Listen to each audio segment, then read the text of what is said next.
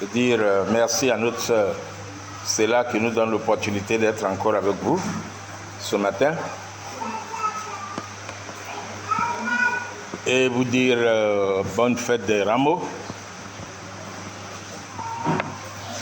Jésus est rentré donc à Jérusalem ce matin. Amen.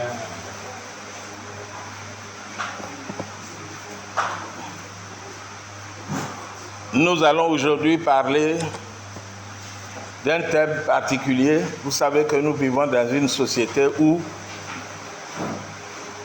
pratiquement tous les jours on entend parler des prophètes et on entend parler de prophéties. Et on entend aussi parler de faux prophètes. La Bible en a parlé. Amen. Et donc, ça fait que les chrétiens aujourd'hui ne savent plus qui croire. Qui est faux prophète, qui est bon prophète. Et il y a des personnes qui se font gruger sous prétexte que celui qui est en face d'eux est homme de Dieu, prophète ou pasteur ou bishop ou docteur. Aujourd'hui même, docteur est devenu petit, bishop est devenu petit, et maintenant on parle de professeur, on parle de archbishop, et peut-être que bientôt aussi on parlera de super hyper prophète, super hyper bishop, super hyper archbishop, et chacun se donne tous les noms. Mais en tant qu'enfant de Dieu, qu'est-ce que la Bible nous dit? Elle nous dit de sonder les prophéties. Quand on dit, ah voilà un prophète, on a tendance à croire que parce qu'un frère ou une soeur, un ami, nous a dit c'est un grand prophète, à croire que tout ce qu'il dit est vrai et qu'effectivement il vient de Dieu. Mais la Bible dit qu'une prophétie doit être confirmée, doit s'accomplir. Et donc, le thème dont nous allons parler, c'est la prophétie doit être confirmée.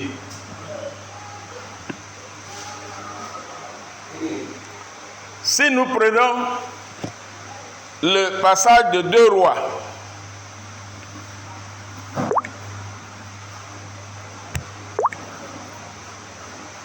chapitre 2, à partir du verset 1, nous allons lire plusieurs versets. Il est dit, lorsque l'Éternel fit monter Élie au ciel dans un tourbillon,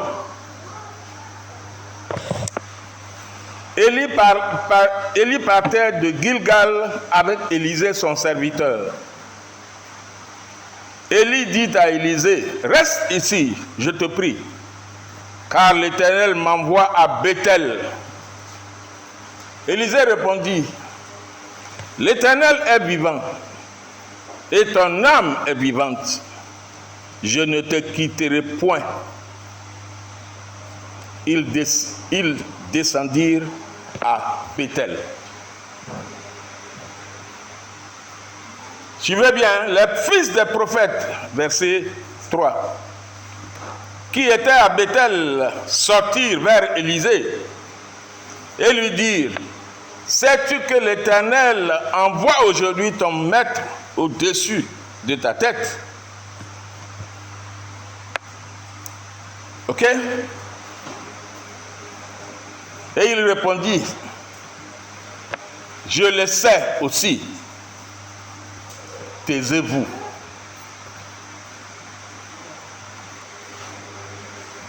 Élie lui dit, reste ici, je te prie, car l'Éternel m'envoie au Jourdain. Il répondit, l'Éternel est vivant, et ton âme est vivante. Je ne te quitterai point. Ils poursuivirent tous deux leur chemin. 50 hommes, verset 8.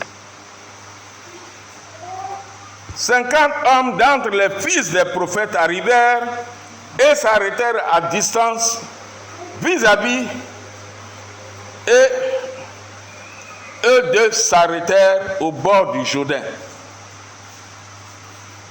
Élie prit son manteau, le roula et en frappa les eaux qui se partagèrent çà et là, et ils passèrent tous deux à sec à travers donc le Jourdain. Lorsqu'ils eurent passé, Élie dit à Élisée, demande ce que tu veux que je fasse pour toi avant que je sois enlevé d'avec toi. Élisée répondit, qu'il y ait sur moi, je te prie, une double portion de ton esprit. Élie dit, tu demandes une chose difficile, mais si tu me vois pendant que je serai enlevé,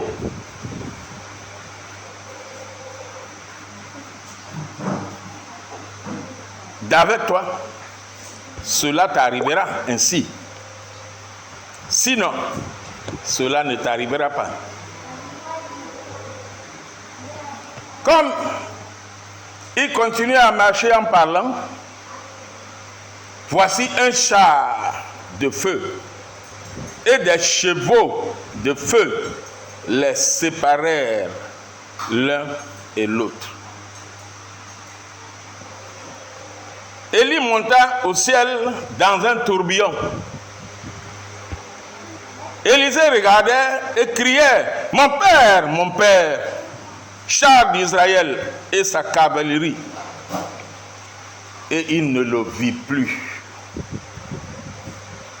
Saisissant alors ses vêtements, il les déchira en morceaux, saisissant lui-même ses vêtements. Et il releva le manteau qu'Élie avait laissé tomber, puis il retourna et s'arrêta au bord du Jourdain.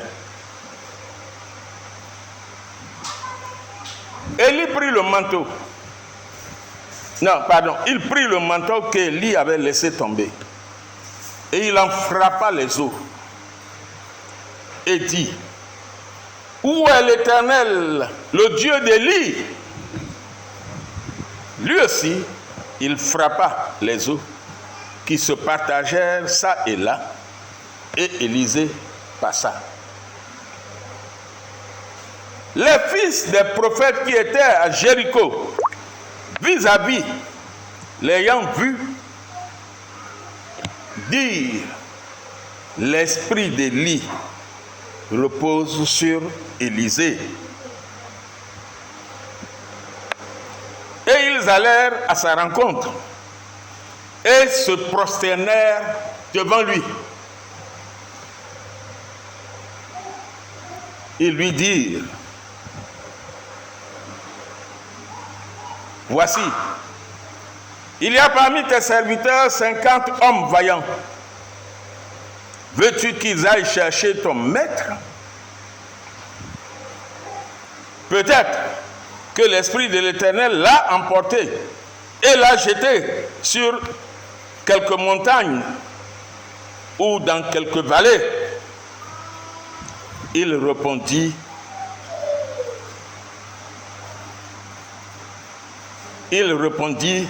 ne les envoyez pas. Mais ils le pressèrent longtemps. Et il dit, envoyez-les. Ils envoyaient les 50 hommes qui cherchèrent Élie pendant 3 jours et ne le trouvèrent point. Lorsqu'ils furent de retour auprès d'Élisée, qui était à Jéricho, il leur dit, ne vous avais-je pas dit, n'allez pas. Nous allons nous arrêter là.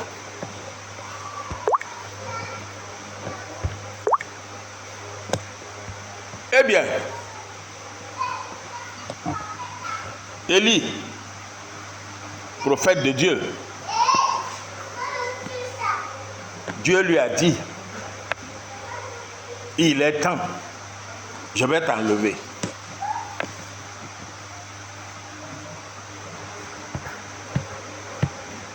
Suivez bien, hein?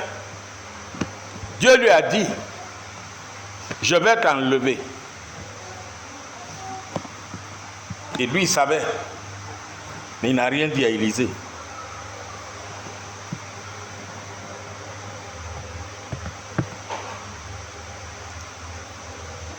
Il dit à Élisée, il faut rester ici.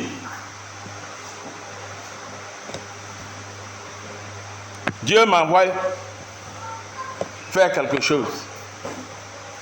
Il dit, je ne bouge pas. Ton pied, mon pied. Suivez bien, Élisée. Il n'est pas au courant. Il dit, je ne bouge pas, je ne te laisse pas. Hein. L'Éternel est vivant et ton âme est vivante. On va ensemble. Ils arrivent à Jéricho. Ils rencontrent qui? Des fils de prophètes.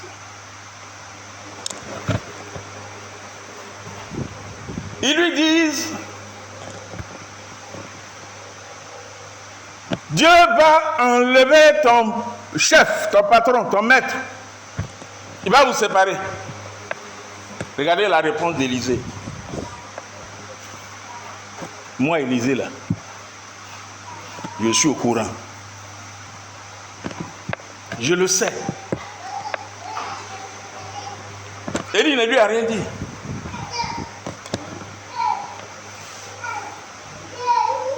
Ils arrivent, ils continuent leur chemin, ils arrivent au Jourdain. Ils rencontrent encore des fils de prophètes, 50, je crois. Et ils lui disent, Élisée,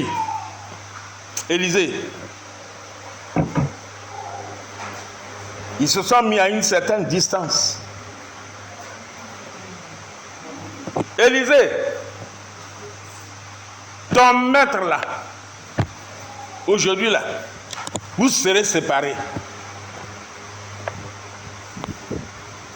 Élisée leur répond, taisez-vous, je le sais. Qui lui a dit? Il sait comment? Comment il sait? Comment? Avec le Saint-Esprit. D'accord. Comment les fils des prophètes ont su?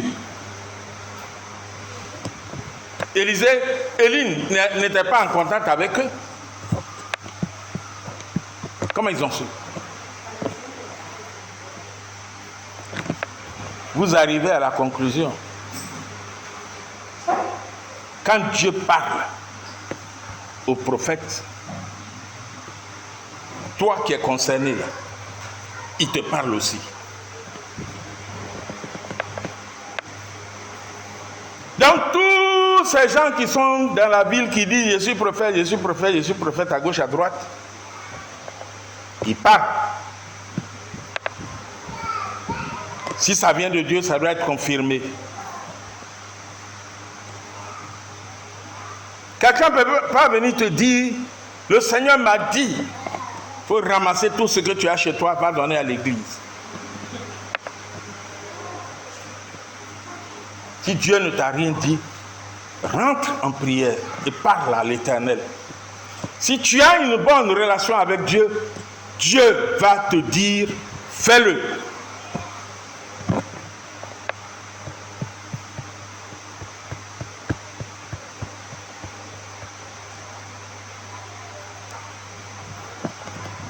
Élisée, il savait avant que Élie dise cheminons, je m'avais fait une mission pour Dieu. C'est pour ça qu'il a dit à Élisée, l'Éternel est vivant et ton âme est vivante. C'est ton pied, mon pied, je ne bougerai pas, j'irai avec toi là où tu iras. Il savait déjà.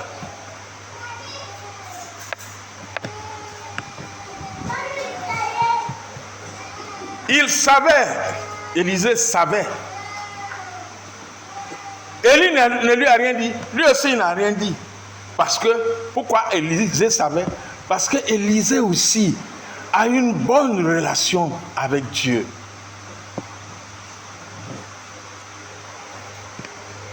Comme les fils des prophètes ont su, ils sont fils de prophètes, ils sont prophètes. Dieu leur parle. Et Dieu savait que Élisée et Élie allaient passer par là.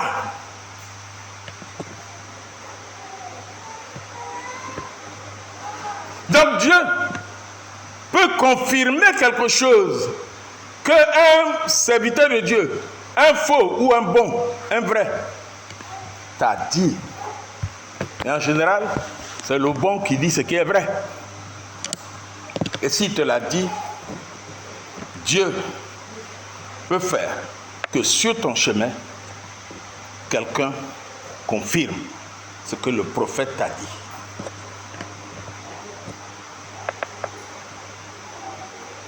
Quand il nous dit de sonder les prophéties, c'est parce que Dieu sait qu'il peut avoir des faux. Aujourd'hui, on a eu des milliers de prophéties sur la Côte d'Ivoire. Voilà, ceci va arriver. Voilà, ça va arriver. Voilà, ceci va arriver. Et qui ne sont jamais arrivés. Et puis, il y a quelques rares prophètes qui disent, voilà ce que Dieu m'a dit qui va arriver. Et puis, ça arrive.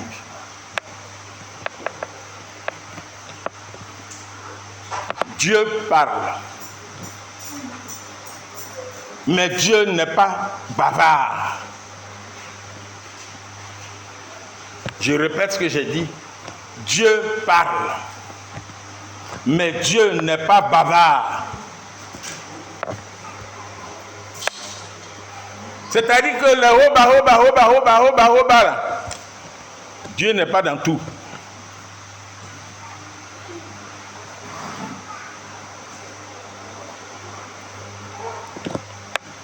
Acte, chapitre 8, versets 26 à 33.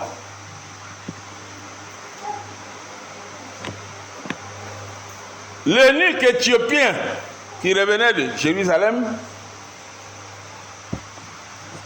et qui était sur son chemin pour partir en Éthiopie. Acte 8, 26 à 33. Philippe était chez lui. Philippe était chez lui. Quelqu'un peut retrouver, il va lire le passage. Et Dieu lui a montré qu'il y a un eunuque. Il lui a donné l'adresse exacte où il va trouver l'eunuque. Et quand il est allé trouver l'eunuque sur la route. Acte 8, le verset 26. Un ange du Seigneur s'adressa à Philippe, lui dit, lève-toi et va du côté du Midi, sur le chemin qui descend de Jérusalem à Gaza, celui qui est au désert. Il s'éleva et partit, et voici un Éthiopien et un eunuque ministre des tendances, reine d'Éthiopie et surintendant de tous ses trésors, venu à Jérusalem pour adorer. Verset 28. S'en retournait assis sur son char et lisait le prophète Ésaïe. Verset 29. L'Esprit dit à Philippe, avance et approche-toi de ce char. Verset 30. Philippe accourut et entendit l'Éthiopien qui lisait le prophète Ésaïe et lui dit, comprends-tu ce que tu lis? Verset 31. Il répondit, comment pourrais-je, si quelqu'un ne me guide? Et il invita Philippe à monter et à s'asseoir avec lui. Verset 32. Le passage de l'écriture qu'il lisait était celui-ci. Il a été mené comme une brebis à la boucherie et comme un agneau muet devant celui qui le tombe. Il n'a pas ouvert la bouche. Dans son humiliation, son jugement a été élevé et sa postérité qui est dépendait du moins, car sa vie a été retranchée de la terre. Très bien, merci. Voilà, vous cherchez Acte 9, versets 8 à 13. Voilà. Quelqu'un qui est parti adorer à Jérusalem, qui s'appelle l'eunuque éthiopien. Acte 9, verset 8. Non, j'arrive, tu vas lire ça tout à l'heure. Ok? Dieu parle à Philippe, qui lui, il est chez lui à la maison. Peut-être dans un autre quartier ou dans une autre ville. Exemple, l'eunuque éthiopien passait par la nouvelle Y4, là, la nouvelle autoroute, là, pour aller à Nyama. Et puis Philippe se trouve à Yopougon Yangon. Et puis Dieu lui dit, il faut aller sur Y4. La nouvelle voie qui va à Nyama, là, tu vas rencontrer un eunuque éthiopien.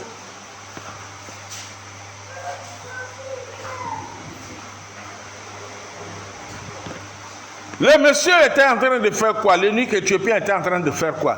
Il lisait la parole de Dieu. Il était concentré sur la parole de Dieu. Mais c'est comme si Dieu le préparait à l'arrivée de Philippe.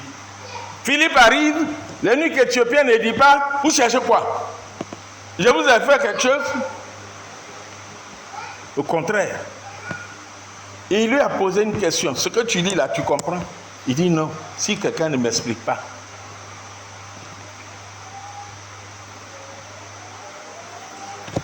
Dieu prépare le chemin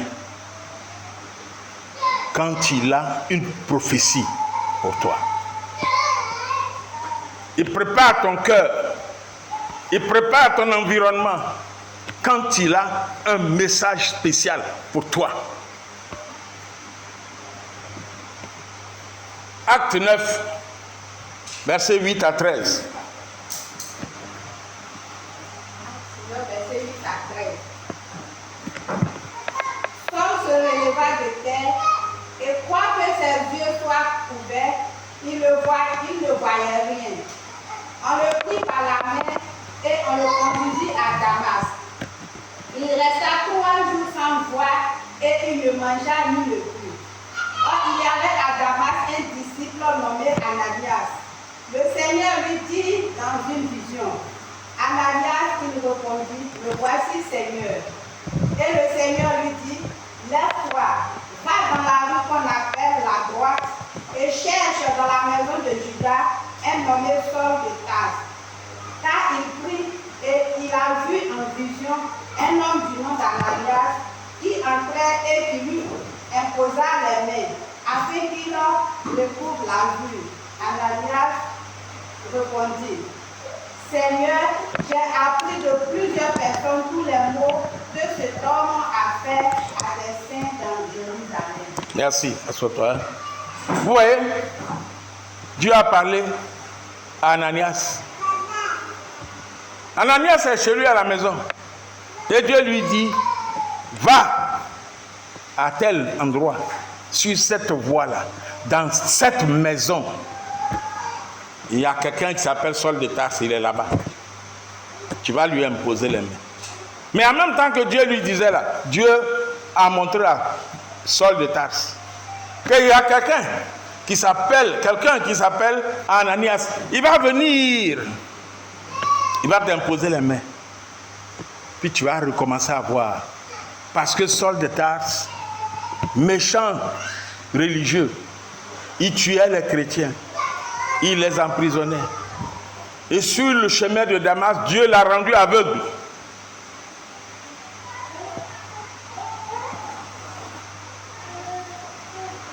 Dieu a préparé Saul de Tarse à accueillir Ananias. Donc, si Dieu a un message pour toi, et si tu es en relation avec lui, si tu le cherches, et que tu le cherches de tout ton cœur, s'il doit passer par quelqu'un, il donne le message à la personne et il va te donner un message qui te permet de savoir qu'il envoie quelqu'un vers toi.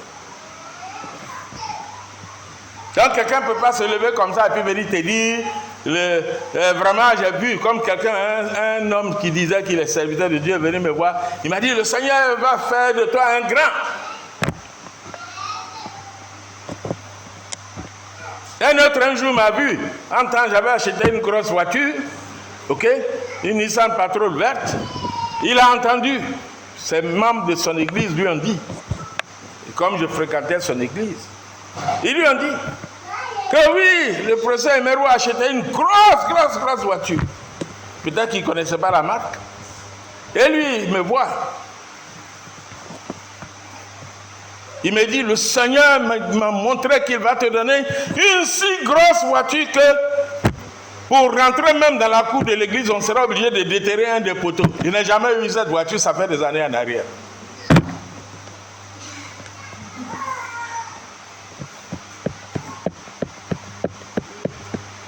Et comme je ne crois pas, quand je ne suis pas convaincu que ça vient de Dieu, je savais, quand il me parlait même, que c'est un mensonge fabriqué.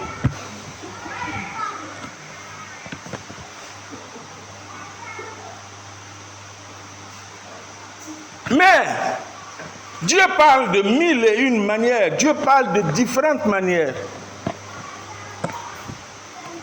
Donc il y a d'autres situations, il y a d'autres cas où Dieu parle à son serviteur, mais il ne te dit rien. Mais toi-même, tu découvriras que ça vient de Dieu. Si je prends le cas du choix de David comme roi,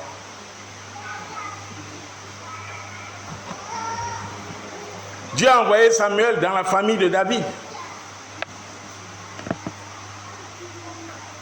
Et le papa a fait venir tous les frères de David parce qu'il devait honorer, il devait oindre celui qui allait être le roi après Saül.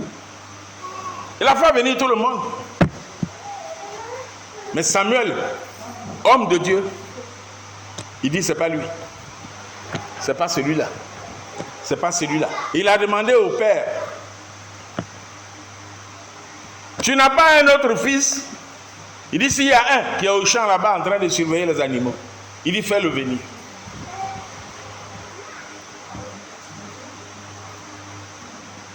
David est venu.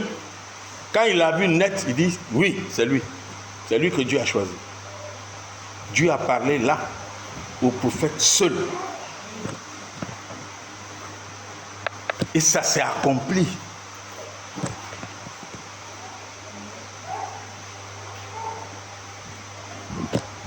Le roi David, quand il a commis sa bêtise avec Uri et fait tuer la femme de Uri, Dieu a envoyé le prophète Nathan chez David. Il n'a pas averti David avant. Le prophète est arrivé, il lui a raconté une histoire.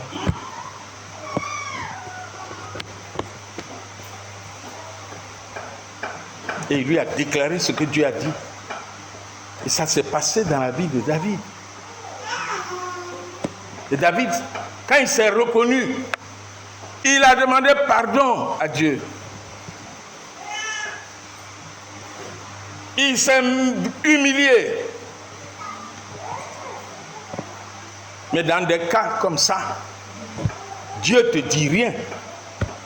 Parce que même s'il te dit, tu vas rejeter avant même l'arrivée du prophète. Donc il dit rien, il te surprend.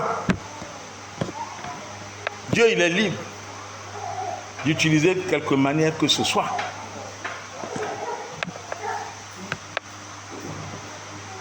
Quand Dieu parle, ça s'accomplit.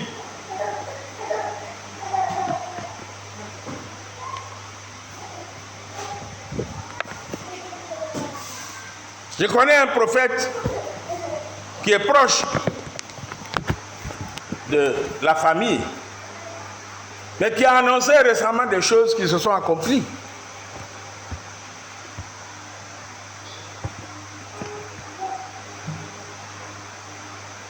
C'est ma belle-mère qui est là. Ma femme n'est pas là aujourd'hui. C'est sa maman qui est là. Le prophète en question a dit à ma femme que la grande sœur va mourir. Pour certaines raisons qu'il lui a données. Il lui a dit.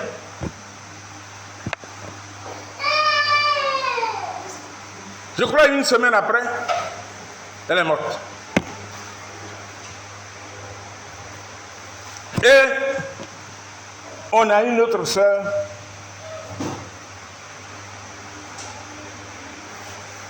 pour qui il a dit la même chose. Ma femme l'a vue lundi, elle était chez cette sœur, cette tante pour elle, mais qui est comme une sœur pour moi. Elle était chez elle lundi, elle préparait le mariage de sa fille, et le lendemain, elle tombe dans le coma. Et puis, on l'amène à l'hôpital, elle est morte. Je n'entre pas dans le détail parce qu'on n'a pas le temps. Le détail de pourquoi ces personnes sont mortes. Il ne les connaît pas. Hein? Il ne les connaît pas.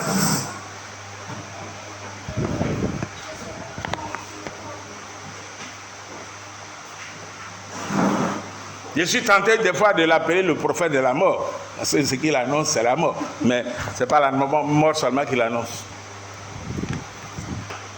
L'entrée triomphale de Jésus à Jérusalem, fête des rameaux, ça a été annoncé par Zacharie, dans Zacharie 9, verset 9. Longtemps avant l'arrivée de Jésus, ça a été annoncé. Et vous savez quoi? Dans Jean 12, de 12 à 15, Jésus est rentré triomphalement à Jérusalem. Et dans Zacharie, des centaines d'années avant, on a dit qu'il allait monter sur un ânon, l'enfant d'un âne, ou d'une, enfin un âne ou une ânesse, je ne sais pas comment ça s'appelle, mais ce qui est sûr, l'enfant d'un âne. Donc sur un ânon. Et Jean 12, on dit Jésus est monté sur un ânon. Et il a été accueilli triomphalement, comme ça a été dit par le prophète Zacharie. Dans Jean 12, de 12 à 15.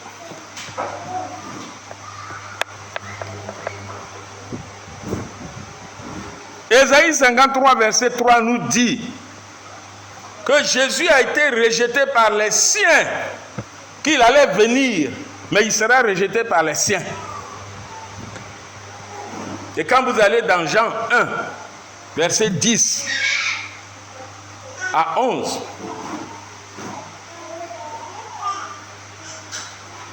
il a dit, il est allé parmi les siens, et les siens ne l'ont pas reconnu. Et ce sont les siens qui l'ont fait crucifier. Qui l'ont crucifié. Ils ont préféré Barabbas à Jésus, qui ne faisait que faire du bien.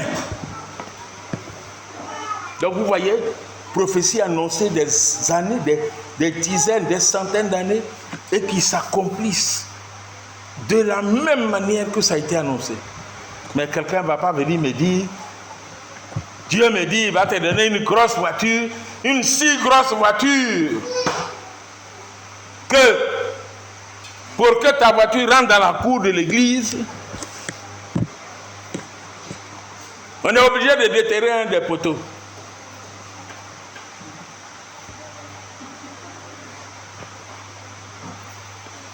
Il a été annoncé dans Psaume 22, 17 à 18 que les soldats vont partager et tirer au sort les vêtements de Jésus. Et quand vous allez dans Jean 19, verset 23, les soldats, quand ils ont tué Jésus, ils ont tiré au sort son vêtement. Et ils se le sont partagés.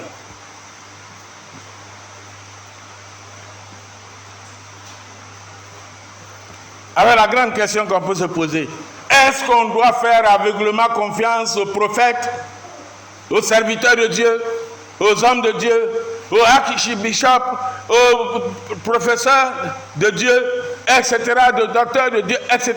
Est-ce qu'on doit leur faire aveuglément confiance? Est-ce qu'ils sont tous serviteurs de Dieu? Est-ce qu'ils ont toujours un message venant de Dieu? On a vu la dernière fois ici l'histoire du vieux prophète. Vous vous souvenez? L'histoire du vieux prophète menteur et qui a menti à l'homme de Dieu. Et ça, vous trouvez ça dans 1 Roi chapitre 13, verset 11. Vieux prophète, qui est vrai prophète, mais qui a décidé d'utiliser le mensonge pour atteindre un but et dévier l'homme de Dieu qui est venu prophétiser, le dévier de l'ordre qu'il a reçu de Dieu.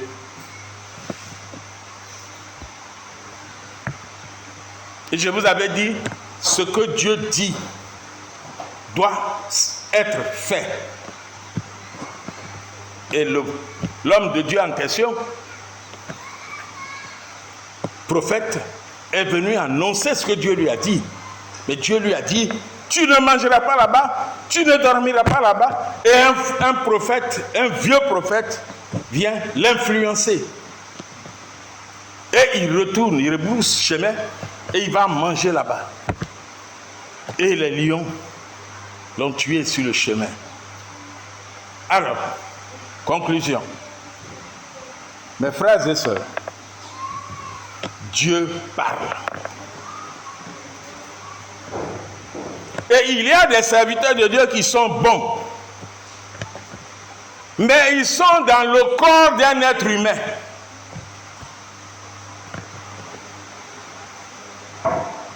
Donc il y a des jours où il peut être influencé par ses émotions, par l'environnement dans lequel il vit, par certaines choses.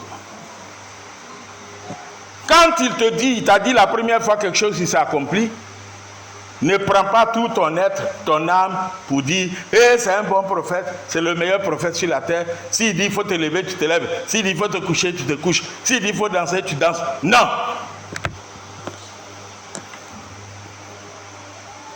Si tu n'es pas sûr de ce qu'il est en train de dire, que ça vient de Dieu, parle à l'Éternel. Dis à l'Éternel, convainc-moi, éclaire-moi. Je ne veux faire que ce que toi tu veux que je fasse. Et je ne veux pas faire ce qu'un homme vient me dire de faire. Ce jeune prophète, homme de Dieu, dans 1 Roi 13, il a fait ce qu'un prophète, un vieux prophète lui a dit. Il n'a pas fait ce que Dieu lui a dit. Donc il n'a pas été dans le plan de Dieu et le lion l'a tué sur le chemin comme Dieu le lui avait dit.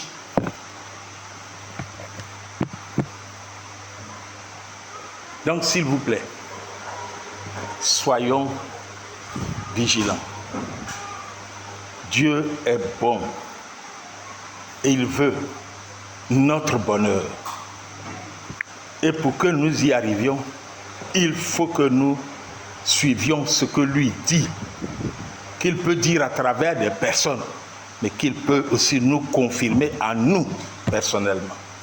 Que Dieu vous bénisse. On va prier.